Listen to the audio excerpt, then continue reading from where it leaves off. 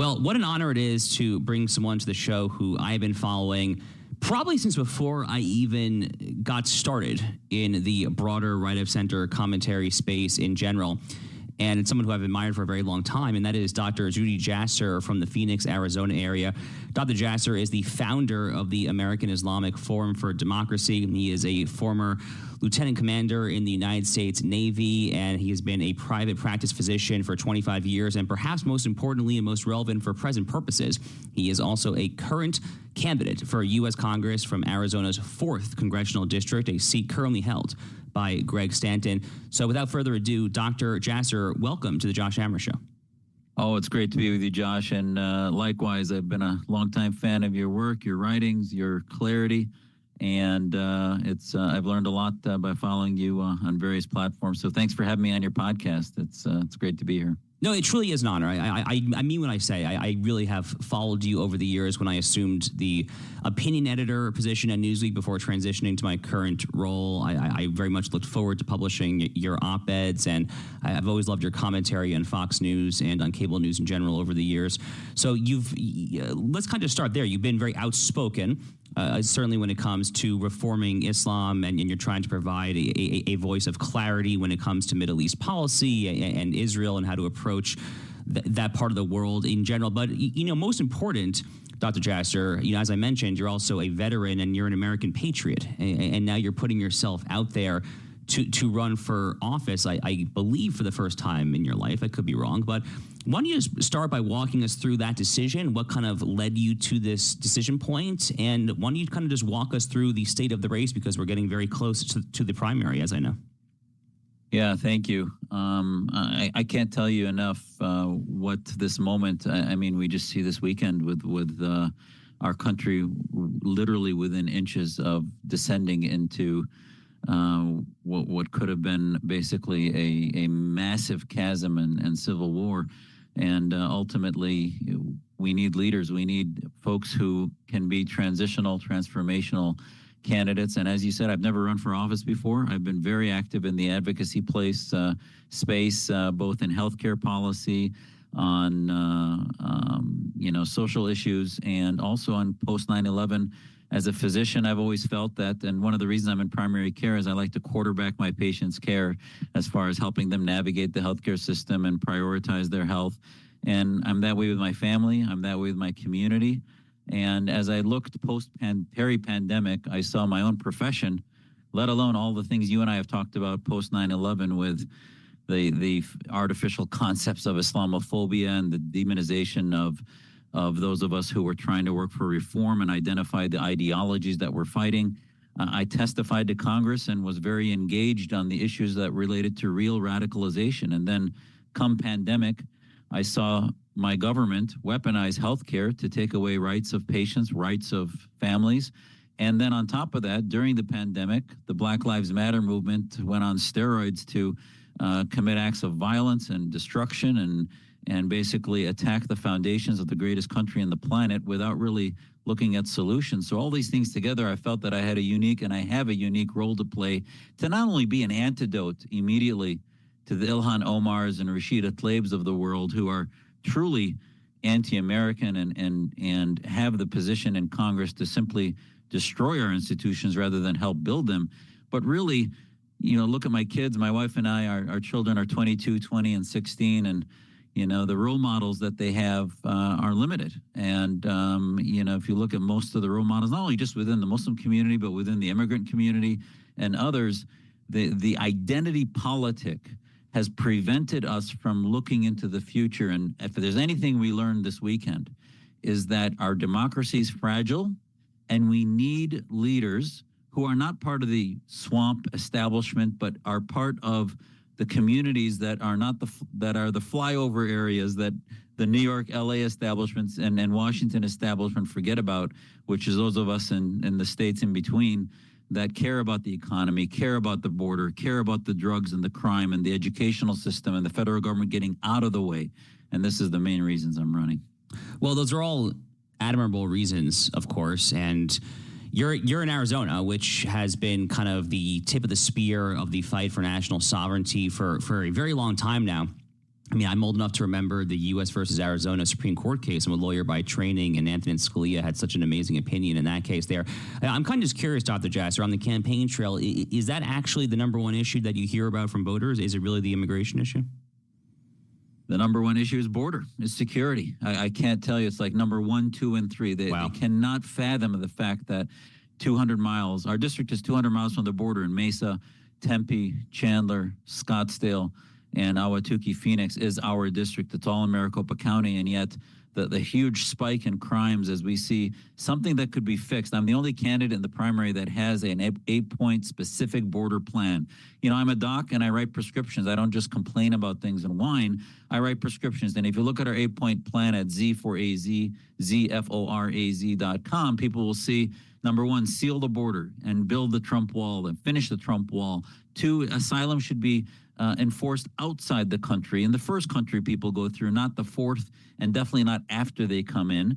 Enough with the 1 or 10 coming through, let alone the 5,000, 10,000, a day that are coming through illegally. My parents came legally, and I think I'm able to shed the identity politic and say, listen, I'm pro-immigrant. That's what my family is all about. They got asylum here legally as they escaped the Ba'ath regime in Syria in the late 60s.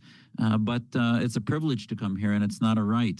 And then also we talk about the fact that vetting, we need to vet people that come here. It's not just that they want to, but that they believe in the social contract that is America, that is our Constitution, and that they're not just coming here either for economic only reasons or simply because they're bringing in other ideologies like the Islamists or like the communists and far leftist extremists and others that are really not pro-American. And lastly, the sanctuary city aspects, so many aspects of our lack of a border policy, which has been an inherent attempt by the Biden administration to destroy this country by simply allowing people, and they admitted it.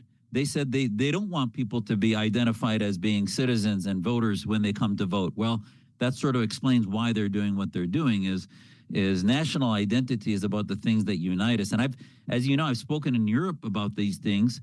And one of the reasons Europe has a much bigger problem with hate speech and other things is because their national identity is tied to race, is tied to, a history that in the early 20th century ratcheted way back to fascism. In the United States, Americanism is an immigrant ideology that will only survive if people come here that want to share the American contract of Americanism.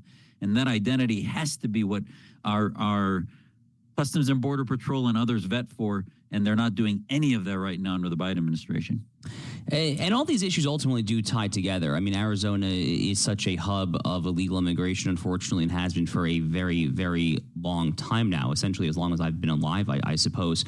But it doesn't exist in a vacuum. I mean, the wide open southern border absolutely can. I mean, you can connect the dots right to U.S.-China policy, China and their involvement with fentanyl and then laundering them through the Mexican drug cartels. You can connect the dots at the southern border to everything happening in the Middle East and elsewhere. We all saw recently that news report that they had arrested multiple Tajiki nationals, those of whom were on the terror watch list for being ISIS members or ISIS supporters there. So I'm kind of curious also on the campaign trail, is that something that you try to do, is connect the border issue to the national security peril that we find ourselves in more generally? Is that kind of one pitch that you make on the campaign trail? Absolutely. And it's unfortunately, it's not a very hard sell. Americans in our district, Arizonans, truly understand what's happening when they see the drug cartels, when they see the trafficking of humans, the fentanyl that's coming through that's laced. They know it's laced not by the Mexican community, but by China, by folks all over the world that are trying to kill our population from abroad and have vehicles to do so. And as you mentioned, the Tajik ISIS connection that was led by 4 or 5 ISIS operatives that included hundreds of folks that were trafficked into LA, Chicago. And as so many have said in national media, every state now has become a border state because of the millions.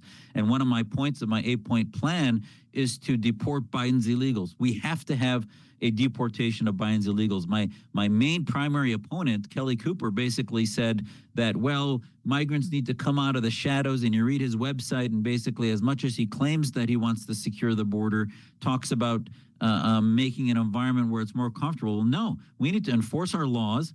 And part of it would be self-deportation when we actually simply enforce the laws that they can't, they're unable to work here if they're not legal. They're unable to, basically participate in our democracy because they're not legal. So and then when you make the national security argument, this is the other thing. You'll see an interchange we had in a debate in the primary about Israel.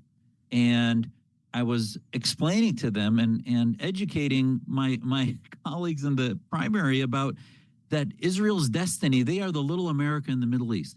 Their destiny is our destiny. The Hamas operatives, the Hezbollah operatives that are not just there, it's the Muslim Brotherhood movement around the world, are coming across our border. And you see what's happening in campuses across America. This didn't happen overnight. The radicalization that I was trying to educate America on, which I think, as you know, we moved the needle in the last 20 years.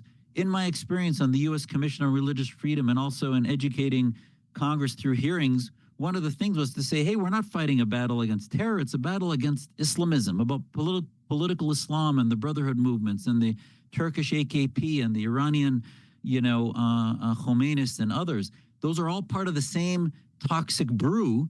And those are the ones, when you look at those that want to come to destroy our country, it's about saving the West, about saving liberal republics, liberal democracies, and ultimately the ideas that want to kill us, as I've written about in Newsweek for you, is the red-green axis.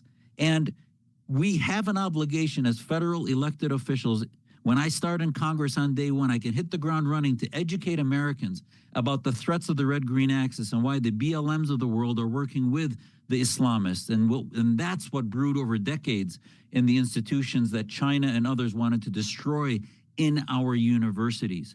And ultimately, this is what my colleagues, as much as they may have also served in the military and maybe small business folks, et cetera, we can't have on-the-job training on these issues. We need people in Congress, and I've been able to build a coalition of endorsements from Charlie Kirk to Seth Leibson to Rick Santorum, Senator Kyle, Brandon Tatum, shakers and movers that are titans in the conservative community that have a broad tent that now we see, as we see with President Trump and J.D. Vance and others. We're going to lead a movement that will reach a significant threshold to begin to change America back to the foundations that we have lost under the Biden administration.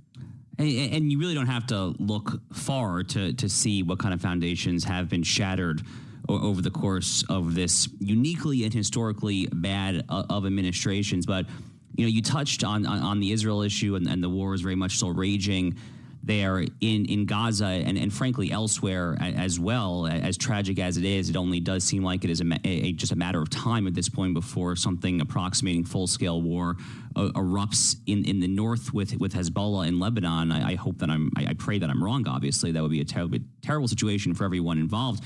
But that is one of the ways that the Biden administration has, from my perspective and certainly from yours, has just totally set us backwards and has reneged upon so many commitments, so many just basic ideas, just basic paradigms of what good statecraft and a prudent foreign policy looks like in that part of the world. And you're obviously such a unique figure to try to advance these arguments, Dr. Jasser, because you have been involved with the American Islamic Forum for Democracy and various organizations like that in your commentary over the years. So I'm kind of curious because Israel hatred and anti-Semitism have reached genuinely harrowing heights at this point. This is something that I talk and write about a lot. It's motivating me to write the book manuscript that I'm actually working on right now, among other topics. And I'm curious what those interactions for you in that district look like. So I guess the question I'm asking is, if you meet a voter or a potential voter who is skeptical of U.S.-Israel relations, who maybe is sympathetic to kind of PLO or Hamas talking points, does your background and just who you are, does that win them over? I mean, are you able to persuade them better than someone like me could, I guess?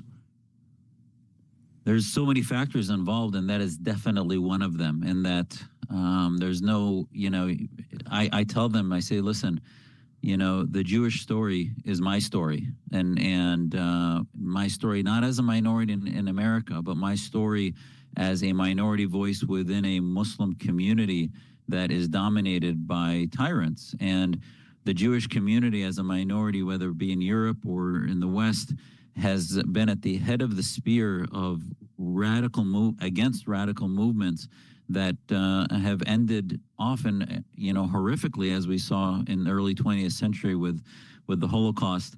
And we need to learn these lessons and not repeat them.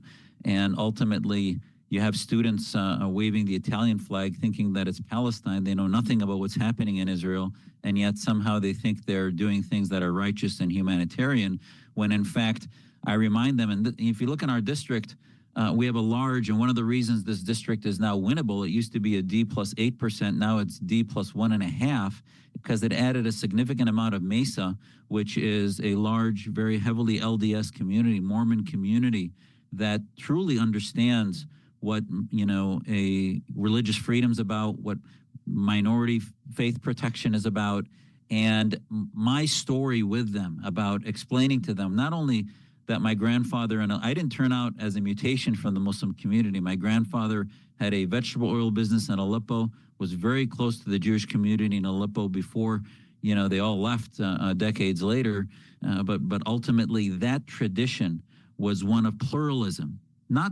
I don't even use the word tolerance, because tolerance implies a patronization, but true pluralism and equality, and an understanding that Israel is the only state recognized in our Quranic scripture, that it's protected, that it's part of our Islamic tradition. As much as that might get me death sentences across Saudi Arabia, Iran, and elsewhere, the reality is that's the theological reality that we've been pushing in the Muslim reform movement. And yet, when I talk in my district and I remind them, I say, listen, it's not just a reflexive, we defend Israel, which is what my colleagues that are my competitors in the primary, when you get to the why part, they get stymied. And the why is October 7. The why is history and the targeting of conspiracy theories against the Jewish community, and that ultimately when they are targeted, every other religious minority then follows, and so does other minority opinions. And October 7 heralded a genocidal attack that Hamas did against the Jewish people, pogroms door to door, and that made the war that we have, that they are trying to finish, as a just war. And that's what we forget to articulate when we're talking about what's happening in Gaza and in Israel today. It's almost as if they forget, just like we forget when we went to Afghanistan, what that was about. It was about making sure that Al-Qaeda could never do that again. And why should Israel be treated any differently than our own military was treated? And it's just such an important thing. And it resonates when you know how to speak and teach, if you will, what the narrative should be. Let me just ask you, I guess, one more question on a similar vein there. There was a lot of rumor over the past year or so that Biden was certainly working hard. Jake Sullivan, all the folks in his national security orbit were flying to Riyadh. They were trying to get this grand deal between Israel and Saudi Arabia to add Saudi Arabia formally to the circle of peace and the Abraham Accords there. It seems like it's not going to happen at this point. For what it's worth, one of my friends who worked for the Trump administration was very involved in that process, told me that the Saudis were all but guaranteed to join within the first 6 months of a second Trump term. So, I guess we'll see if we are so lucky come January 2025. But, what is your view of the future of that region more generally? I take a lot of solace, Dr. Jasser, in the fact that the Abraham Accords have held up.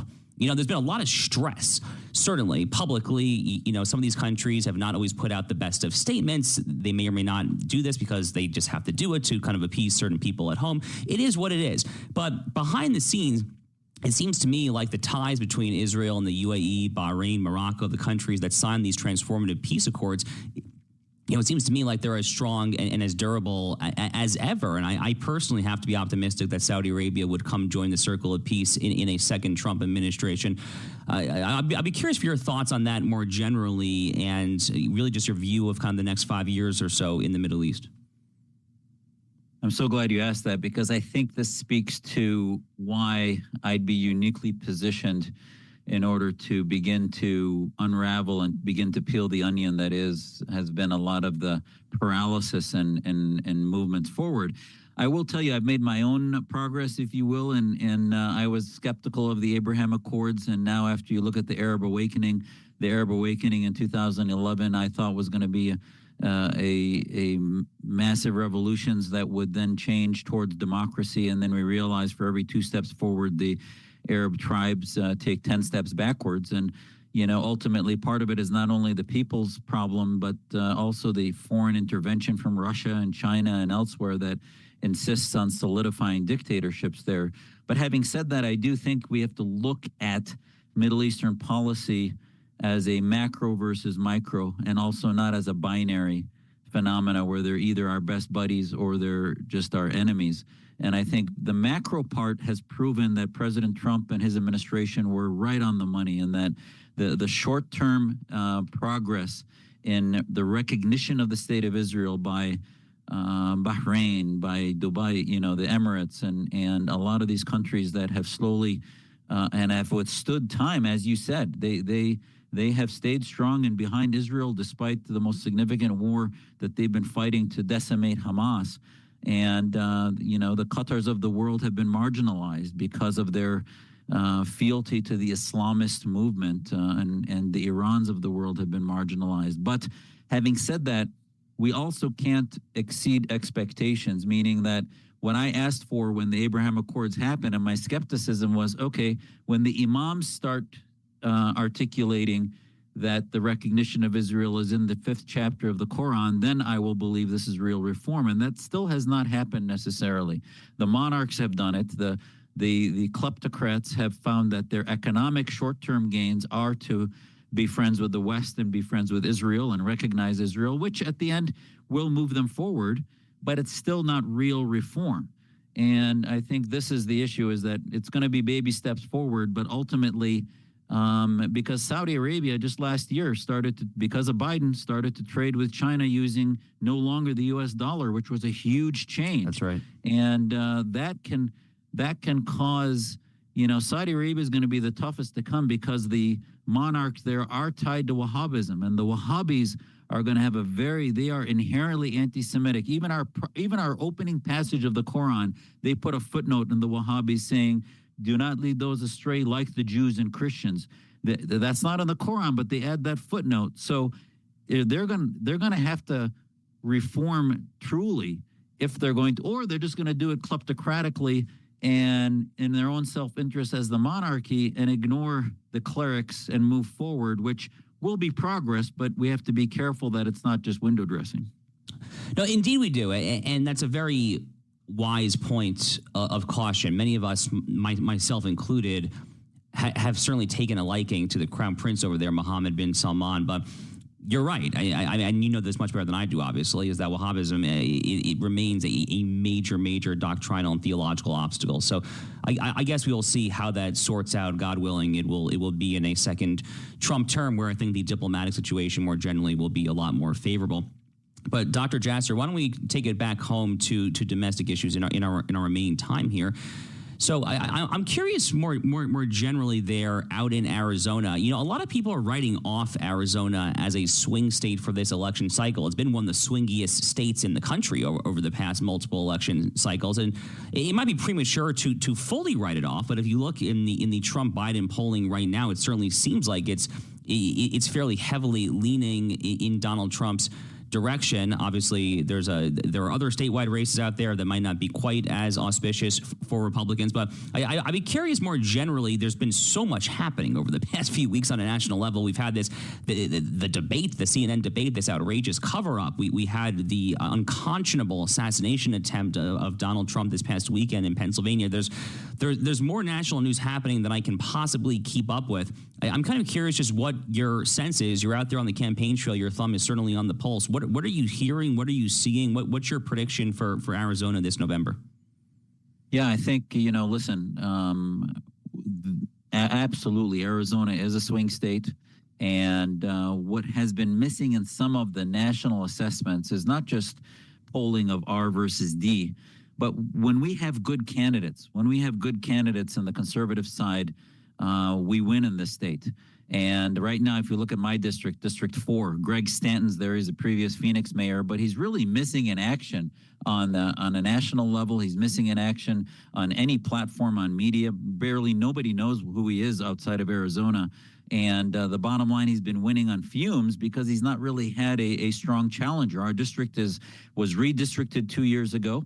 And this is one of the reasons I decided to run. It was now completely a swing district with 38% independent, 32% Republican, and 30% Democrat. So in this environment, it should have a Republican in the seat because the independents should be swinging to the right. But they've swung towards Greg Stanton last time because our candidate that ran was just very weak. So I think with strong candidates, and we'll see who those are, ultimately, this is one of the reasons I'm running is, there's people that support me are not going to have October surprises. If the Islamists at CARE, Islamic Society North America, and others had things against me, they would have pushed it out nationally a decade ago as they tried to get me off the U.S. Commission on Religious Freedom and others. And I think this is why this is going to be a major opportunity. President Trump also is a fantastic candidate, and gosh, obviously, he has proven he's not only not part of the establishment, but is literally almost took a bullet for this country. And at the end of the day, states like Arizona, Pennsylvania, and so many other swing states are going to determine this election. And down ballot, those of us that are good candidates that have proven track record with broad coalitions of support from like the endorsements I have from Charlie Kirk to Senator Kyle, Hugh Hewitt, Rick Santorum, Mark Levin, and others that have stuck their necks out. They wouldn't have done that if I wasn't a candidate that has been proven that I can be trusted. And while we might not all agree on everything, far greater than, the 80% friend is not our 20% enemy. And that's really what I think is going to be transformative in the next Trump administration, which is that we will have evolved no longer simply about division. There's a lot of calls, you talk to voters and others, and they'll tell you we want unity. And then I say, well, wait a minute. The founding fathers really based the Constitution and separation of powers that unity might not ever happen, but we will unite around the concept of being American and our constitutional republic. And that's really what I'm hearing in the district is that we might not all agree on things, but boy, get the government out of the way for our economy, stop printing money, don't let foreign governments come in and buy up houses in our district. Stop allowing the rush of illegals and others use our resources and our healthcare and others. Make healthcare more affordable. Try to make inflation go away so that we can afford our food and taking care of our families. These are the bread and butter issues that our families care about. And I think that's what's going to win elections is candidates that can make that happen. And don't forget what advocacy is all about, as Greg Stanton types have been really missing in action completely. Well, Dr. Jasser, you are a great American patriot, and I am wishing you the absolute best of luck on the campaign trail. Where can people go to learn more about you and learn more about your campaign? Please join our movement at Z4AZ.com, and all congressional races now are national races. Just not only because of the cost to succeed, but because of the messaging and the movements necessary. And our House right now is just so razor thin. This is one of the districts that we can flip, and it is a good investment. And you'll find that I'll hit the ground running to immediately neutralize the Ilhan Omars and Rashida Tlaibs of the world that have been advocating for radical groups like Students for Justice of Palestine and others. And it would be an honor to serve. There you go, folks. Dr. Zuhdi Jasser is a longtime commentator and very, very just outspoken American citizen when it comes to reforming radical Islam. He was the founder of the American Islamic Forum for Democracy, also a U.S. Navy veteran and a 25-year practicing physician in private practice, and also the current candidate for U.S. Congress from Arizona's 4th Congressional District. Dr. Jasser, it's been a real honor, sir. I wish you nothing but the absolute best. Thank you so much for stopping by the show. Appreciate it, Josh. God bless. Thanks for having me.